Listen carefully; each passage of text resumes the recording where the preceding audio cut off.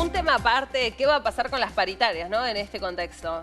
Sí, tal cual, con las paritarias más con el bono. ¿Cómo pueden hacer muchas pequeñas empresas para pagarlo, ¿no? Pagar el bono significa también ponerlo en el precio, sí, del producto, con lo cual es algo que te trae más inflación. Vamos a hablar con Ricardo Diabel, secretario general de la Confederación Argentina de la Mediana Empresa.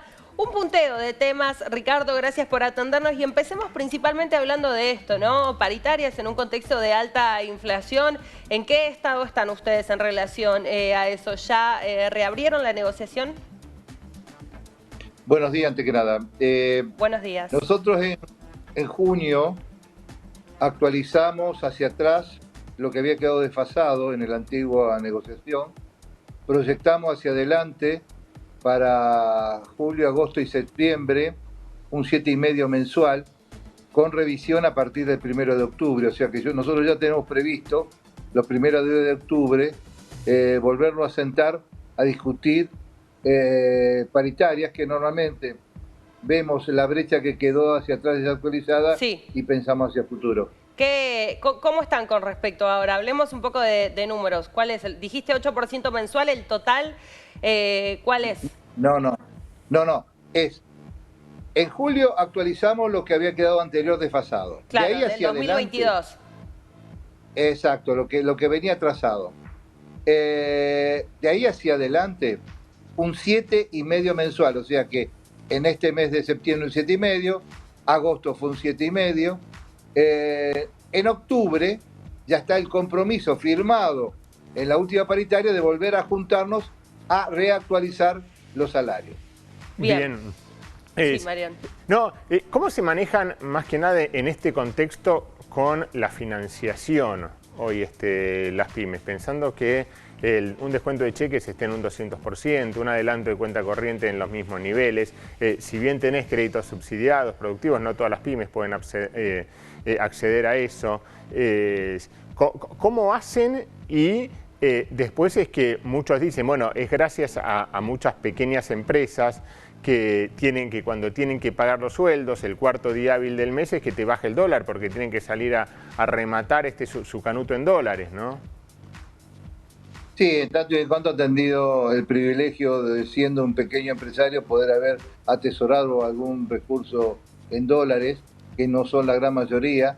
El otro vive el día a día, hace caja, paga, primero el alquiler, el empleado, después discute con el proveedor a ver cómo lo puede hacer. Hoy es muy difícil acceder a financiamiento bancario para gastos corrientes, con lo cual eso genera el gran cuello de botella y dificultad en el pequeño. Las ventas normalmente de hora 2 y demás son las que se utilizan para dar un poco de holgura a aquel que necesita comprar productos de mayor valor. Pero en la interna nos resulta muy difícil porque el mismo distribuidor o mayorista tampoco da mucho espacio para el pago en virtud de que los precios cambian continuamente. Sí, de hecho muchas promociones que se ven, según cuentan algunos dueños de pymes, es una forma de financiarse. Y me tengo que vender al costo para poder financiarme, porque si no en el banco es mucho más caro. Entonces cuando vos ves promociones tan fuertes es porque necesitan la liquidez en forma inmediata, ¿no? Por pago en efectivo más que nada, ¿no? Claro. Ahí es cuando algunos dicen, ¿y cómo? Si pierden rentabilidad o tienen baja rentabilidad, siguen con el negocio. Es que son etapas de evolución. Vemos que en producto de temporada, al mes nomás que empezó la temporada ya se está rematando, ¿no? O está haciendo descuento porque hay que pensar en la próxima. Y es la forma de tener liquidez. Aquellos que puedan tener un capital en mercadería. Claro. Que la tienen que resguardar. ¿Qué pasa, Ricardo, con el pago del bono, ¿no? Hubo, por un lado, dentro del sector de las pymes, buena aceptación, otros incluso dentro del mismo sector diciendo que no contaban con los fondos, ¿no? En este contexto para pagarlo. ¿Cuál es su postura en particular? Sí, no, lo extraño es que, bueno, si representamos los mismos sectores tengamos lenguajes diferentes. Nosotros dijimos siempre, estamos y entendemos la necesidad de mejorar los salarios de los trabajadores. pero hablamos por aquellos que no tengan la posibilidad de poder hacerlo Sí. y pedimos que no sean castigados de la misma manera. Pero aquel que pueda hacerlo, bienvenido que lo haga, como sé que muchos lo han hecho, y bienvenido que lo hayan hecho. ¿Es verdad que aquellas empresas que no podían pagarlo se iban a poder reunir con Kelly Olmos, con la ministra de Trabajo, para plantear esa situación y tal vez la posibilidad de que ahí sí intervenga el gobierno con una ayuda? No tengo esa noticia, pero es racional que así sea y que se contemple aquello que no por especulación no pueden hacerlo o lo pueden hacer de otra forma más escalonada. Siempre ha sido así, siempre se llegó a acuerdos y esperemos que esta vez también sea lo mismo. Bueno, en este sentido, ¿qué están negociando hoy con el gobierno en cuanto a reclamos que ustedes tengan o temas que les esté pidiendo el gobierno? No, en los últimos tiempos no hemos podido tener acceso a múltiples cuestiones que hemos pedido. Sí, algún diferimento que hoy estamos viendo que están saliendo del 931 y algunas otras mejoras, ¿no?, que tiene que ver con eso, pero que se pongan en práctica rápidamente ese tipo de cuestiones. Creo que el diferimiento del pago 931 ya es un aporte. ¿Los insumos importados cómo los afectan ahí la restricción a las importaciones? Y convengamos que la gran mayoría de los productos tiene algún componente importado, ¿no? Desde una simple leche que tiene un tetra pak, tiene un insumo importado, ya ella usaba precio, o un producto químico para su sustentamiento, para su análisis, etcétera, etcétera. Todo influye. Y a medida que el producto es más sofisticado, complica más. Pero bueno, hoy sabemos que hay una gran adecuación en la industria nacional para poder autoabastecerse, independientemente siempre hace falta un componente importado, que supuestamente ahora va a empezar a fluir de mejor manera. Ahora, nosotros sabemos que más allá que el gobierno, el Ministerio de Economía, nos ayude a que sean aprobadas las ideas con mayor celeridad, después tenemos el cuello de botella de la falta de dólares, que ahí es donde el Banco Nación después dice: está bien, está autorizado, pero no tenemos los recursos. Y viene la otra demora. Claro, claro. ¿Qué ves? ¿Cuáles son las principales inquietudes que te acercan, Ricardo, desde las pequeñas y medianas empresas? Casi todas las problemáticas, independientemente de mejorar el consumo en la sociedad, las tasas de interés, una ley diferencial, un tratamiento diferencial para las pymes, porque toda la ley es muy común y no es lo mismo un kiosco de 2 empleados que una pyme que pueda tener hasta dentro de los mismos tramos, ¿no es cierto? O una gran empresa multinacional. La ley es igual para cada uno, de la misma manera.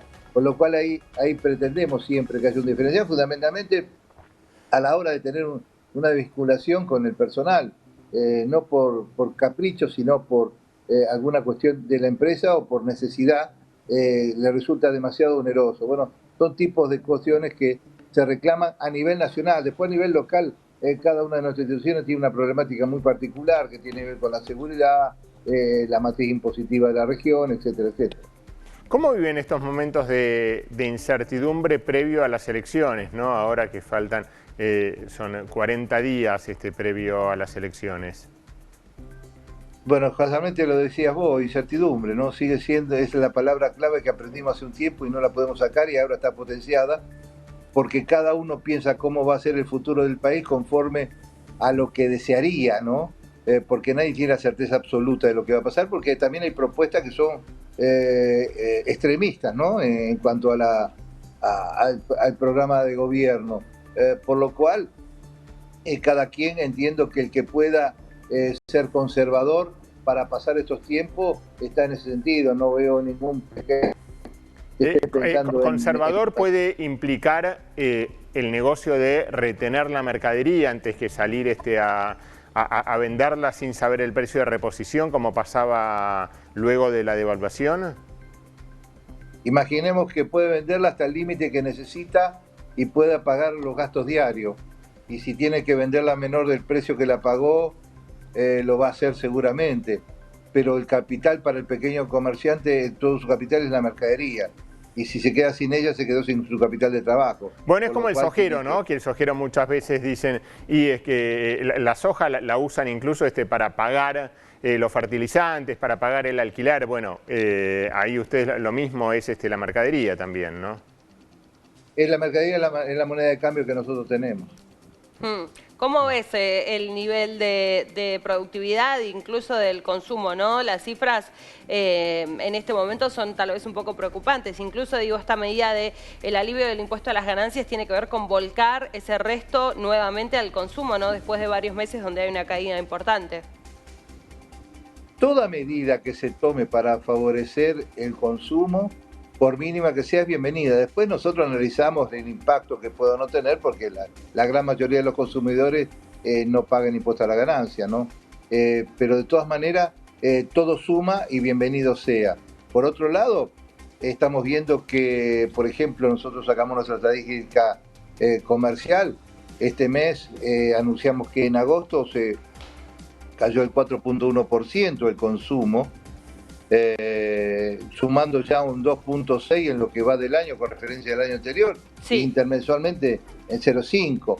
Y lo que nosotros también marcamos, lo que ya presumíamos, que la falta de tracción que tiene el consumo ya hace más de 8 meses, iba a repercutir en algún momento en la industria. Y la industria, que siempre estuvo en valores importantes y no paró de crecer o de estar estable, hoy ya muestra la industria pyme que está decreciendo por la falta de tracción que tiene el comercio. ¿Qué pasa con los acuerdos de precios, Ricardo? ¿Cómo ves también ese punto? Porque incluso, bueno, hay muchos valores que van a estar congelados hasta el mes de noviembre. De todos modos, este miércoles el INDEC va a dar a conocer la inflación del mes de agosto y sabemos que va a estar ubicada en 2 dígitos. Bueno, los precios, esa estrategia pocas veces dio buenos resultados. Vuelvo a decir, es una estrategia, sumamos, mejora. Ahora, no todos lo utilizan. Normalmente podés encontrarlo en grandes cadenas, lo cual deja desactualizado a pequeños comercios barriales, donde la gente que tiene su moneda día a día va a consumir, por lo cual no creo que genere demasiadas expectativas. También estamos viendo que a algunos se le permite el 4 o el 5%, después se anuncia otros incrementos de combustible o de energía que indubitablemente van a ir a precio. Claro, se absorbe. Correcto.